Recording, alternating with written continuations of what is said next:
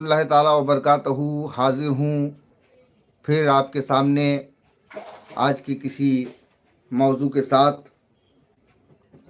बातचीत की शुरुआत करें इससे पहले आपसे गुजारिश है कि समाज को जागरूक करने और राष्ट्रीय एकता के लिए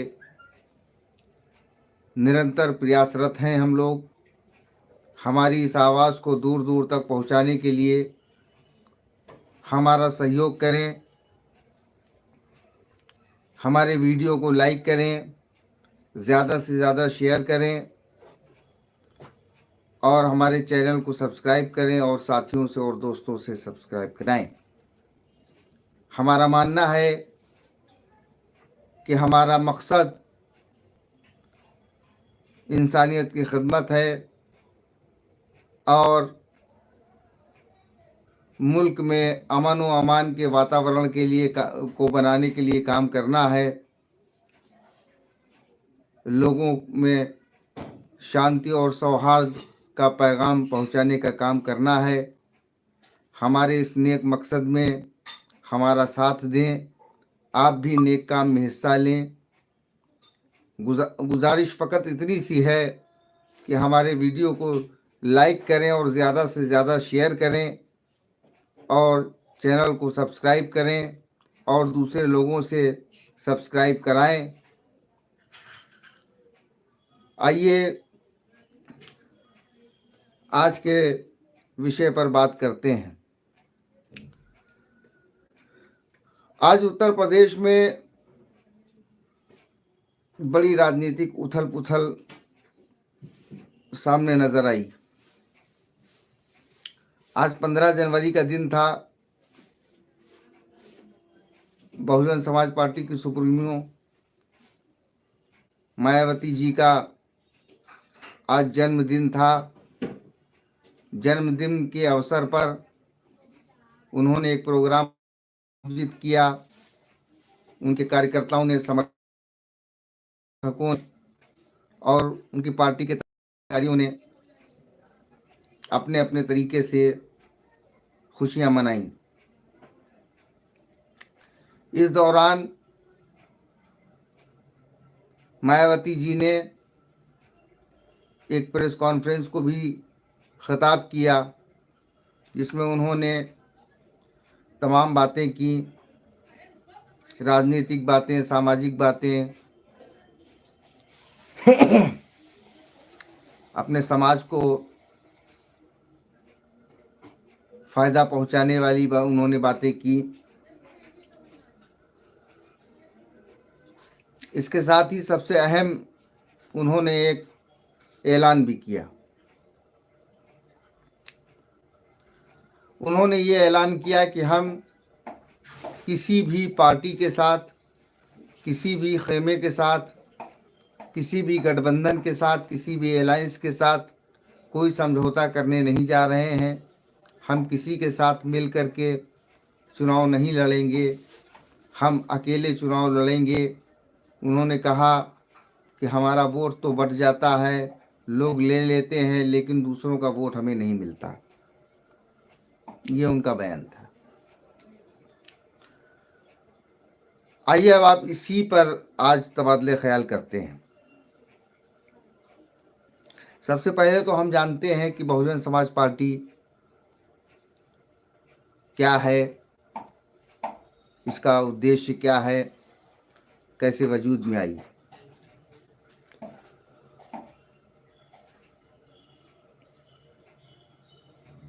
दलित समुदाय के यानी अनुसूचित जाति के एक बड़े चिंतक गुजरे हैं, फिलोसोफर गुजरे हैं, काशीराम जी। काशीराम जी पंजाब के रहने वाले थे और उन्होंने बड़े संघर्षों के साथ उच्च शिक्षा प्राप्त की और उसके बाद उच्च पद की सरकारी नौकरी करने लगे। नौकरी करने के दौरान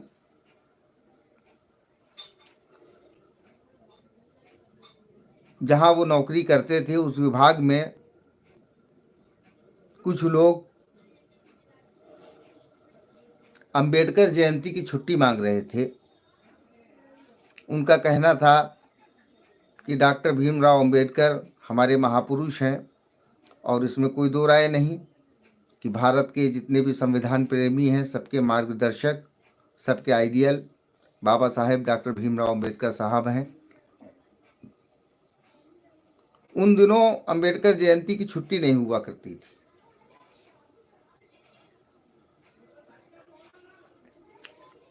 तो वहाँ के कर्मचारी जो थे उन्होंने छुट्टी की एप्लीकेशन दी, लेकिन उनकी एप्लीकेशन रद्द कर दी गई और उनको नौकरी से भी निकाल दिया गया। काशीराम जी को जब ये सब जानकारी मिली तो उन्होंने न सिर्फ इस घटना का विरोध किया बल्कि उनकी बहाली के लिए एक बहुत बड़ा आंदोलन खड़ा किया। कानूनी लड़ाई लड़ी, राजनीतिक लड़ाई लड़ी, काफ़ी समय संघर्ष किया। उसका परिणाम ये हुआ कि उनको नौकरी पर बहाल किया गया। इसके बाद काशीराम जी ने ये फैसला किया कि अब हम सिर्फ इस समाज के लिए काम करेंगे, हम किसी पद पर नहीं रहेंगे। उन्होंने सरकारी नौकरी को छोड़ दिया। यहाँ तक कि ख़त लिख करके अपने घर वालों से ये कहा कि हमको कोई शादी ब्याह भी नहीं करनी है और अब हमारा सारा जीवन का संघर्ष बहुजन समाज की सेवा यानी दबे कुचले वर्ग की सेवा करने में लगेगा। उन्होंने जो ये अज़्म लिया, ये प्रण लिया, जीवन पर्यंत उस पर अमल करते रहे। उन्होंने इसके लिए पूरे भारत में घूम घूम करके लोगों को जागरूक करने का काम किया, लोगों को इकट्ठा करने का काम किया। कभी साइकिल चलाकर, कभी पैदल चलकर उन्होंने संघर्ष किया।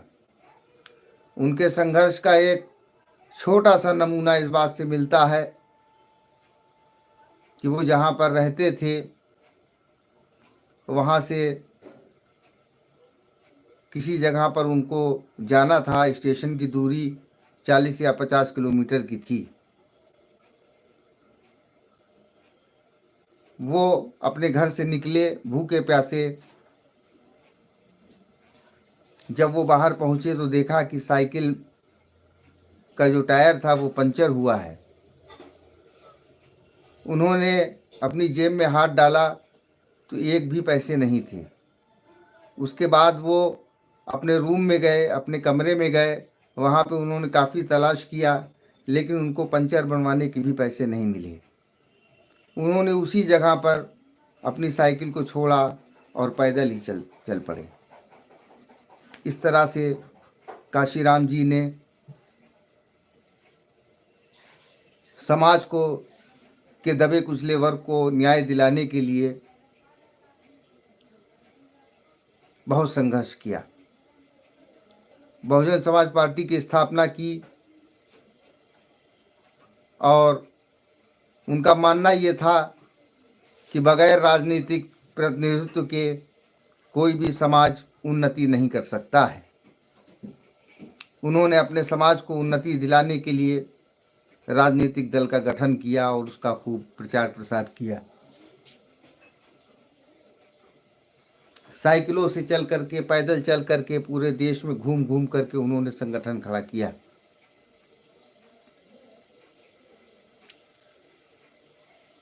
कई जगह चुनाव लड़ा, उनके प्रत्याशी चुनाव जीतते थे। खुद काशीराम साहब कई जगह चुनाव लड़ा और कई बार चुनाव हारे। 1991 में सबसे पहली बार वो इटावा संसदीय लोकसभा सीट से निर्वाचित हुए। उसी ज़माने में समाजवादी आंदोलन के बहुत बड़े लीडर, उत्तर प्रदेश के पूर्व मुख्यमंत्री मुलायम सिंह यादव के साथ उनका संपर्क हुआ। 1991 से बड़े अच्छे संबंध रहे काशीराम जी के मुलायम सिंह यादव के साथ। 1992 में उन्होंने समाजवादी पार्टी का गठन किया और उसी साल 6 दिसंबर 1992 को अयोध्या में बाबरी मस्जिद को मुनहदिम किया गया, शहीद किया गया।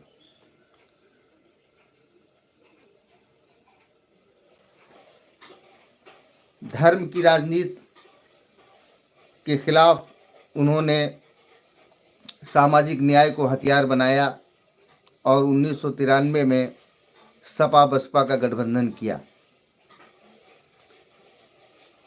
एक बड़ी लहर मानी जा रही थी, कल्याण सिंह के नेतृत्व में भाजपा सरकार बनाने का दावा पेश कर रही थी। चुनाव हुआ और जो नतीजे आए वो बड़े चौंकाने वाले थे।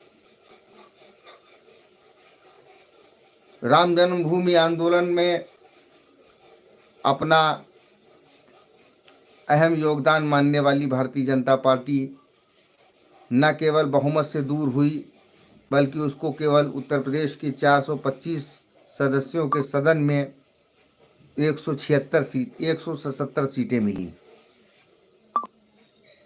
और सपा बसपा के संयुक्त गठबंधन को 176 सीटें मिली, जिसमें से 67 सीटें बहुजन समाज पार्टी की थीं और 109 सीटें समाजवादी पार्टी की थीं।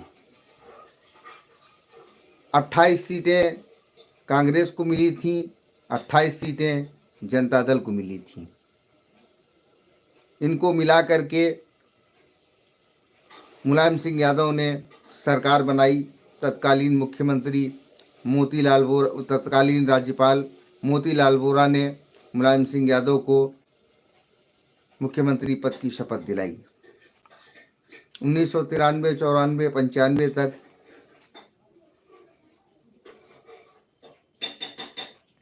मुलायम सिंह यादव के नेतृत्व में समाजवादी पार्टी बहुजन समाज पार्टी की सरकार चलती रही।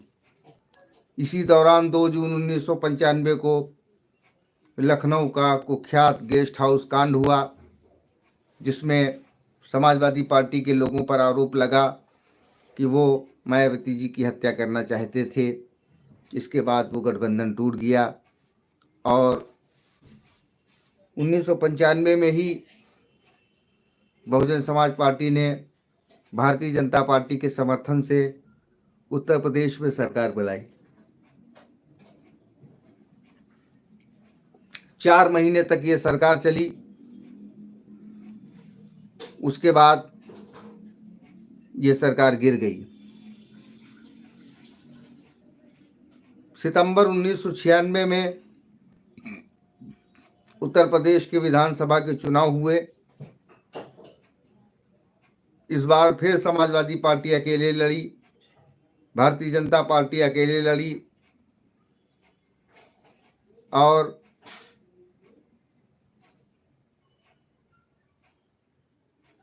बहुजन समाज पार्टी कांग्रेस के साथ गठबंधन करके चुनाव लड़ी, जिसमें कांग्रेस को 33 सीटें मिली और बहुजन समाज पार्टी को 67 सीटें मिली और समाजवादी पार्टी को 110 सीटें मिली।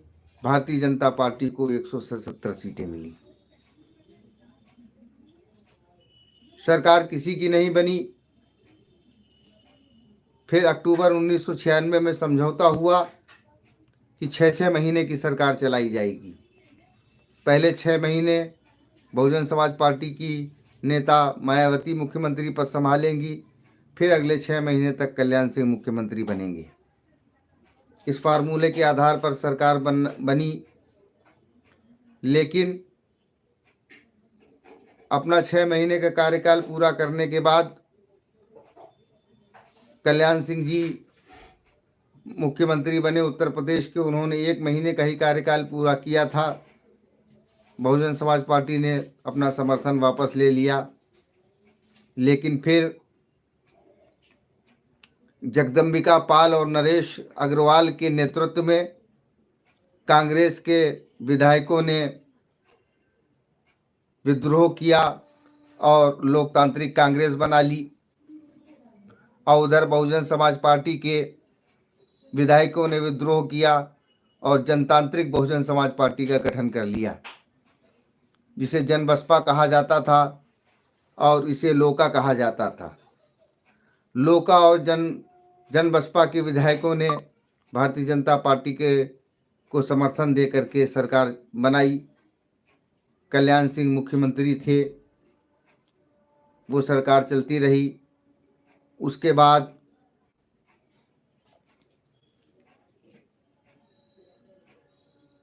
कल्याण सिंह से भारतीय जनता पार्टी में विरोधाभास हुआ, किसी मामले में मनमुटाव हुआ, तो राम प्रकाश गुप्ता को उत्तर प्रदेश का मुख्यमंत्री बनाया गया। राम प्रकाश गुप्ता के मुख्यमंत्री बनने के बाद 1999 में राजनाथ सिंह को मुख्यमंत्री बनाया गया। राजनाथ सिंह के मुख्यमंत्रित्व काल में ही 2002 में चुनाव हुए।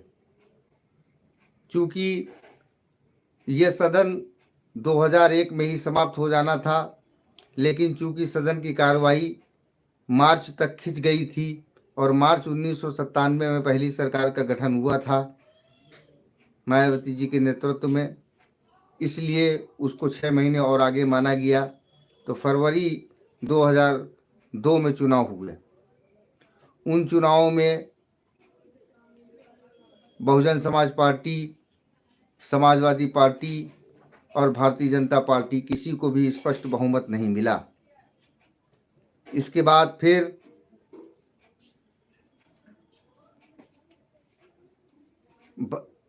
बहुजन समाज पार्टी ने भाजपा के साथ मिलकर के सरकार बनाई और 2002 में मायावती पुनः मुख्यमंत्री बनी।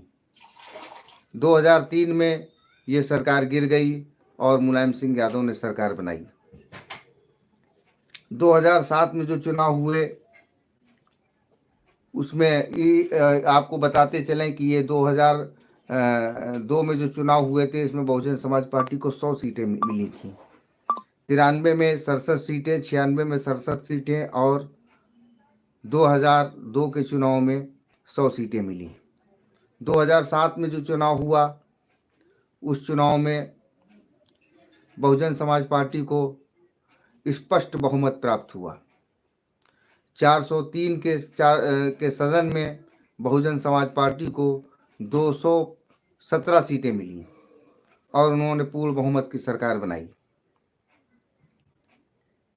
2002 के बाद 2007 की इस सरकार के बाद 2012 में जब चुनाव हुए तो बहुजन समाज पार्टी चुनाव हार गई और समाजवादी पार्टी की सरकार बनी। उसके बाद 2017 में भारतीय जनता पार्टी की सरकार बनी और 2022 में पुनः भारतीय जनता पार्टी की सरकार बनी। इस तरह से बहुजन समाज पार्टी की मायावती 4 बार उत्तर प्रदेश की मुख्यमंत्री रही। इस दौरान उनके किए गए काफ़ी कार्य सराहनीय रहे। तो ये हमने को बहुजन समाज पार्टी का ब्यौरा दे दिया। अब हम आते हैं इस बात पर कि आज जो उन्होंने इनकार किया कि हम किसी गठबंधन के साथ नहीं जाएंगे, ना तो एनडीए के साथ जाएंगे ना तो इंडिया के साथ जाएंगे।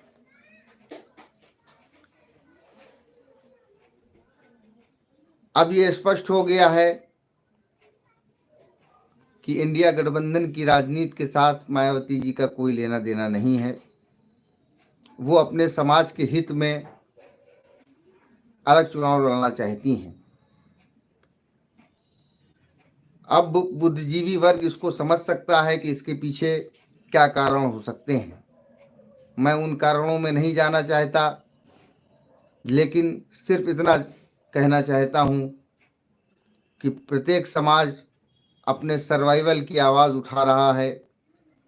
प्रत्येक समाज अपनी राजनीतिक और सामाजिक हिस्सेदारी के लिए लड़ रहा है, लेकिन एकमात्र मुसलमान समाज ही ऐसा है जो आज फिर भाजपा हराओ के एजेंडे के साथ खड़ा हो गया है। बहुत सारे मुसलमानों का, मुस्लिम नेताओं का ये तर्क था कि अगर मायावती जी या Bahujan Samaj party India alliance में शामिल होती है तो उत्तर प्रदेश में भारतीय जनता पार्टी को निर्णायक शिकस्त दी जा सकती है। ये वोट मिल जाएगा, वो वोट मिल जाएगा, और मुसलमान कहाँ जाएगा यार, मुसलमान वोट नहीं बटेगा अगर ये आ जाते हैं। और जहां पर ये शब्द आ जाता है कि मुसलमान वोट नहीं बटेगा, बस वहीं से ध्रुवीकरण की सियासत शुरू हो जाती है। अब ये आपको तय करना है कि लगातार बहुजन समाज पार्टी को वोट देने वाला मुसलमान, समाजवादी पार्टी को वोट देने वाला मुसलमान, कांग्रेस को वोट देने वाला मुसलमान, बीजेपी को राजनीतिक अछूत मानने वाला मुसलमान अब किस पल्ले में जाता है। हमने आपको सारे इतिहास बता दिए, सारे आंकड़े बता दिए, बहुजन समाज पार्टी के बारे में विस्तार से बता दिया। और अभी हालिया दिनों में नई पार्लियामेंट में बहुजन समाज पार्टी के सांसद दानिश अली, जो पहले जनता दल सेकुलर में हुआ करते थे, जिनको मायावती जी खुद उत्तर प्रदेश लेकर के आई थीं और उन्हें अमरोहा से चुनाव लड़ाया था, लोकसभा की कार्रवाई के दौरान भारतीय जनता पार्टी के एक सांसद रमेश विधूड़ी ने खुलेआम दानिश अली को जिस तरह से गाली दी, बल्कि उनकी गालियों का जो पूरा गुच्छा था वो केवल दानिश अली तक सीमित नहीं रहा, वो कहीं और तक चला गया था। रिकॉर्ड में वीडियो अवेलेबल है, यूट्यूब या व्हाट्सएप पर जा कर के आप लोग वो वीडियो देख सकते हैं। मैं उसमें ज़्यादा तफसील से नहीं जाना चाहता, लेकिन सिर्फ इतना बताना चाहता हूँ कि दानिश अली के साथ क्या हुआ था। दानिश अली के साथ ये घटना हुई, लेकिन बीएसपी का कोई भी मजबूत पदाधिकारी दानिश अली के साथ नहीं खड़ा हुआ, और उल्टा दानिश अली को ही 1 महीने बाद पर बहुजन समाज पार्टी से निष्कासित कर दिया गया। साथियों, अभी आपको फैसला लेना है कि आप कौन सी राजनीतिक दिशा को पसंद करते हैं। मुझे तो ये लगता है कि आपके सामने कोई राजनीतिक दिशा नहीं है, क्योंकि आप जिनको जिताते हैं, जिन पर भरोसा करते हैं, वही आवाज़ आपकी नहीं उठाते हैं। तो जो आप जिनको वोट नहीं देते हैं वो क्यों आपकी आवाज़ उठाएंगे। जाहिर सी बात है कि आपकी गोलबंदी की वजह से ही ये सारे सियासी मुलम्मे बने हुए हैं। लिहाजा इसमें सभी को गौर फिक्र करने की ज़रूरत है कि उनको क्या करना चाहिए। ये उत्तर प्रदेश का घटनाक्रम था जो आज उत्तर प्रदेश में हुआ। इसको मैंने ज़रूरी समझा कि इसका विश्लेषण आपके सामने किया जाए, इसके लिए मैं आपके सामने हाजिर हुआ था।